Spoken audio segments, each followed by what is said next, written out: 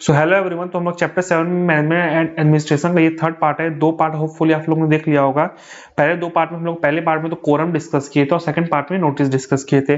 अब आज जो तीसरा पार्ट होने वाला है ये बहुत छोटा पार्ट होने वाला है। इसमें हम लोग डिस्कस करेंगे एक्सप्लेनेटरी स्टेटमेंट। ठीक है, इसको हम लोग को नोटिस साथ ही एनेक्स करना पड़ता है। एनेक्स मतलब नोटिस साथ ही हम लोग को स्टेपल करके देना पड़ता है मेंबर्स को। ठीक है, तो क्या होता है एक्सप्लेनेटरी स्टेटमेंट, पूरा इस वीडियो में हम लोग देखेंगे। सिर्फ एक्सप्लेनेटरी स्टेटमेंट ही हम लोग इस वीडियो में देखेंगे, तो ये वीडियो का जो पार्ट है बहुत छोटा होने वाला है। तो चलो लोग स्टार्ट करते हैं एक्सप्लेनेटरी स्टेटमेंट अपना क्या होता है एक्सप्लेनेटरी स्टेटमेंट। ठीक है, तो इसमें एक्सप्लेनेटरी स्टेटमेंट स्टार्ट करने से पहले हम लोग बिजनेस मैटर डिस्कस करेंगे। बिजनेस मैटर होता क्या है, कितने पार्ट कितने टाइप का होता है। ठीक है, तो पहले हम लोग ये डिस्कस करते हैं क्या होता है। ठीक है, चलिए देखिए बिजनेस मैटर होता है कि कौन कौन सा बिजनेस मतलब मैटर क्या रहेगा वो जो डिस्कस करना होगा जनरल मीटिंग में। जैसे कोई मीटिंग होता है उसमें कुछ ना कुछ डिस्कस होता होगा, तो उसी को कहते हैं बिजनेस मैटर। तो इसमें देखिए दो टाइप का बिजनेस मैटर होता है। एक तो पहले होता है ऑर्डिनरी बिजनेस मैटर और एक होता है special business matter. Ordinary business matter में 4 आइटम होते हैं। ठीक है, ये 4 आइटम सिर्फ ऑर्डिनरी बिजनेस मैटर में होते हैं और जो बचा कुछ मैटर होता है वो सारा कौन सा होता है, स्पेशल बिजनेस मैटर। ठीक है, तो पहले हम लोग ऑर्डिनरी बिजनेस देख लेते हैं 4 आइटम कौन कौन सा होता है। ठीक है, तो पहले इसको देख लेते हैं। तो ऑर्डिनरी बिजनेस आइटम में जो 4 मैटर होता है उसको हम लोग शॉर्ट फॉर्म दिए। शॉर्ट फॉर्म क्या दिए, अड्डा, ADD, सॉरी एक मिनट इसको मिला देते हैं, एक मिनट। क्या इसको बोला गया है, ADD A, अड्डा। अड्डा, हड्डा नहीं, अड्डा। अड्डा होता है ना चाय पीने का अड्डा, ये सब वो मीनिंग नहीं है इसका। तो अब देखिए क्या होता है अड्डा। तो जो पहला पॉइंट है वो क्या है, consideration of annual accounts, auditor and director report. अगर ये एनुअल अकाउंट या auditor and director report consideration जो होगा वो कहाँ डिस्कस होगा, ऑर्डिनरी। वो कौन सा मैटर माना जाता है, ऑर्डिनरी बिजनेस मैटर माना जाता है। ठीक है, उसको ऑर्डिनरी बिजनेस मैटर कहते हैं। दूसरा होता है डिक्लेरेशन ऑफ डिविडेंड। क्या होता है, अगर डिविडेंड डिक्लेयर करना है तो वो भी ऑर्डिनरी बिजनेस मैटर माना जाता है। Appointment of director in place of retiring.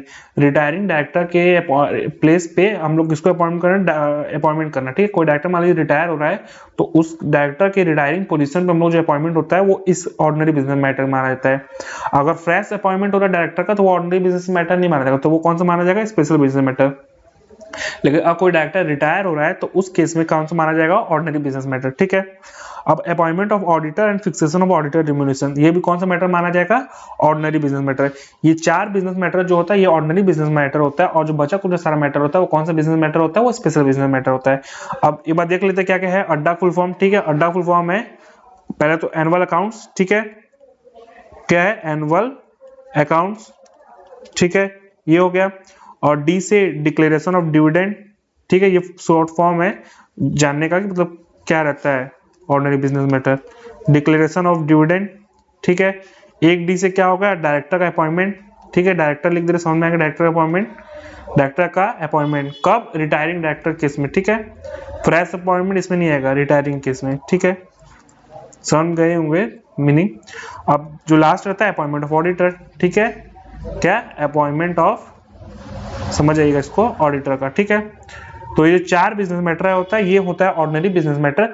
जो बचा कुछ मैटर होता है वो सारा कौन सा मैटर होता है, स्पेशल बिजनेस मैटर। जैसे कि बचा कुछ मैटर मान लेते हैं और डायरेक्टर का फ्रेश अपॉइंटमेंट हो तो वो स्पेशल बिजनेस मैटर आएगा। ठीक है, तो चलिए हम लोग नेक्स्ट देखते हैं अब क्या है। ठीक है, अब नेक्स्ट आता है हमारा एक्सप्लेनेटरी स्टेटमेंट। ठीक है, एक्सप्लेनेटरी स्टेटमेंट क्या होता है, अब इसी में हम लोग special business matter, ordinary business matter का वो पता चलेगा। एक्सप्लेनेटरी स्टेटमेंट बेसिकली पहले ओवरव्यू देते हैं इसको हम लोग को, जैसे हम बताए थे सेक्शन 101 में, मतलब 101 नोटिस जो है उसके अंदर हम लोग को इसको एनेक्स करना पड़ता है। अब कहाँ कहाँ एनेक्स करना पड़ता है ये देखना पड़ेगा। एक्सप्लेनेटरी स्टेटमेंट के नाम से पता चल रहा होगा, एक्सप्लेनेशन इसमें रहेगा। नाम से क्या पता चला, एक्सप्लेनेटरी स्टेटमेंट यानी एक्सप्लेनेशन रहेगा। तो अब देखते क्या रहता है इसमें। ठीक है, it is required to be annex with notice for every special business matter. ये हम लोग को नोटिस के साथ एनेक्स करना है। एनेक्स मतलब चिपकाना पड़ेगा या स्टेपल करना पड़ेगा for every special business matter. सिर्फ स्पेशल बिजनेस मैटर केस में हमको ये एनेक्स करना पड़ेगा। अगर ऑर्डिनरी बिजनेस मैटर है तब उस केस में हम लोग को ये एनेक्स नहीं करना पड़ेगा। इसीलिए हम पहले आपको क्या पढ़ा है, क्या होता है ऑर्डिनरी बिजनेस मैटर और क्या होता है स्पेशल बिजनेस मैटर। होपफुली आप लोग मतलब पूरा क्लियर हो गया होगा। ऑर्डिनरी बिजनेस मैटर बस 4 चीज होता है, annual accounts, declaration of dividend, appointment of director और अपॉइंटमेंट ऑफ डायरेक्टर किसमें, रिटायरिंग वाला सिर्फ, और appointment of auditor and fixation auditor remuneration, ये चार कौन से मैटर होता है, ऑर्डिनरी बिजनेस मैटर होता है, ठीक है। ये चार business matter ordinary business matter होता है, और सारा जितना बचा कुछ है सारा स्पेशल बिजनेस मैटर होता है। तो फिर से पढ़ते हैं, it is required to be annexed with notice for every special business matter, ये कब हम लोग एनेक्स करना पड़ता है, सारे स्पेशल बिजनेस मैटर केस में, ठीक है। एक्सप्लेनेटरी स्टेटमेंट में रहेगा क्या क्या, जैसे एक्सप्लेनेटरी स्टेटमेंट जो देंगे उसमें रहेगा क्या, meaning, scope and implication of that special business matter. अब कोई भी जो भी स्पेशल हम लोग बिजनेस मैटर डिस्कस करने वाले हैं उसका मीनिंग क्या है, उसका स्कोप क्या है, उसका इम्प्लीकेशन क्या है, स्कोप मतलब कितना वाइडर और क्या उसका इम्पैक्ट रहेगा, ठीक है।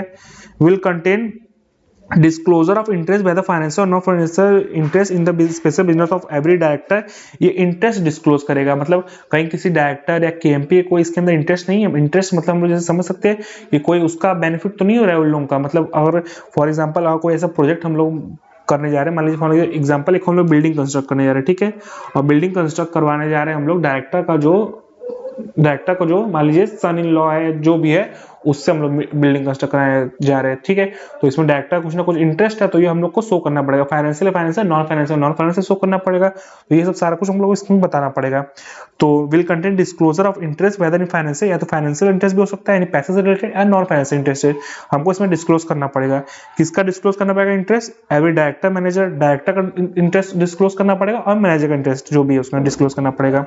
एवरी केएमपी, एवरी की मैनेजर पर्सनल, की मैनेजर पर्सनल का हम आपको डेफिनेशन बता चुके हैं, चैप्टर 1 जब पढ़ा है तो उसमें पढ़ा चुके हैं पूरा, ठीक है। चैप्टर 1 नहीं देखे तो पहले देख लीजिए उसको पूरा। अब रिलेटिव ऑफ अबाव, अगर इनके रिलेटिव का भी कोई इंटरेस्ट है तब भी हम लोग को इसमें डिस्क्लोज करना पड़ेगा। इंटरेस्ट समझ गए होंगे कि मतलब कोई भी तरह से, या तो फाइनेंशियल या पैसे से कोई रिलेटेड इंटरेस्ट हो या नॉन फाइनेंशियल हो तो वो हमको डिस्क्लोज करना पड़ेगा, ठीक है।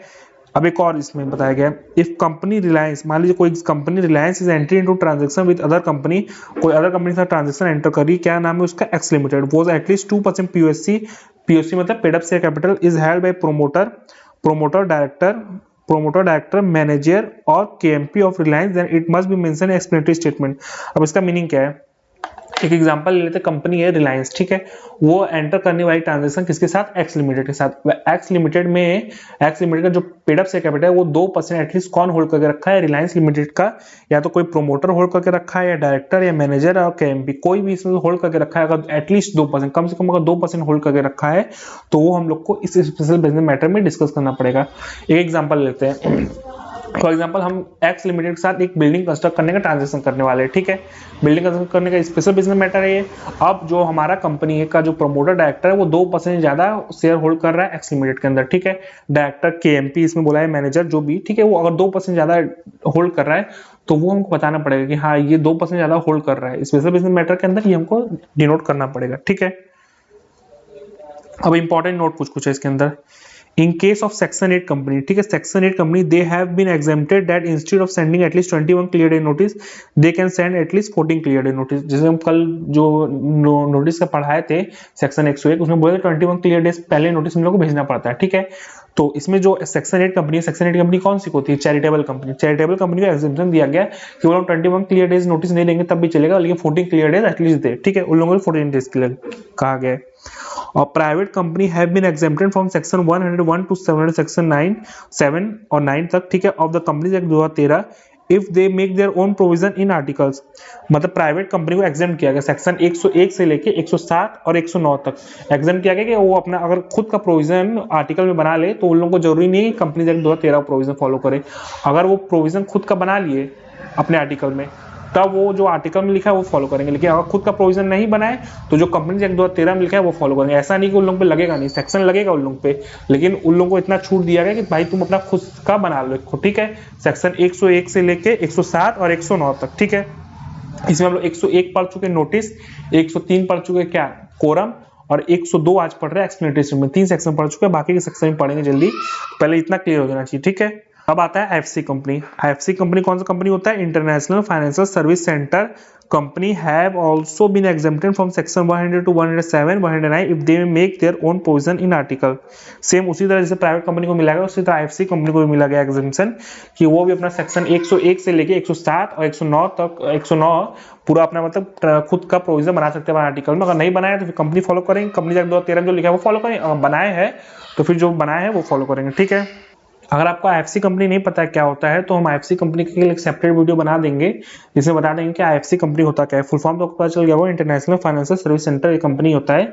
ये कुछ ये गुजरात में स्टैब्लिश है, कुछ ऐसा कंपनी है ये, हम आपको बताएंगे गुजरात में इसका मतलब लोकेशन एक स्टैब्लिश है।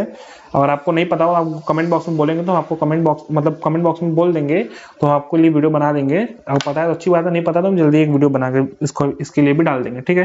होपफुली आपको वीडियो पसंद आया होगा। ये वीडियो थोड़ा छोटा है, इसमें बस एक्सप्लेनेटरी स्टेटमेंट डिस्कस किए, लेकिन बहुत इंपॉर्टेंट टॉपिक था, ठीक है। होपफुली वीडियो पसंद आया होगा। वीडियो पसंद आया तो लाइक करिएगा, चैनल को सब्सक्राइब करिएगा और वीडियो को शेयर करिएगा। Thank you.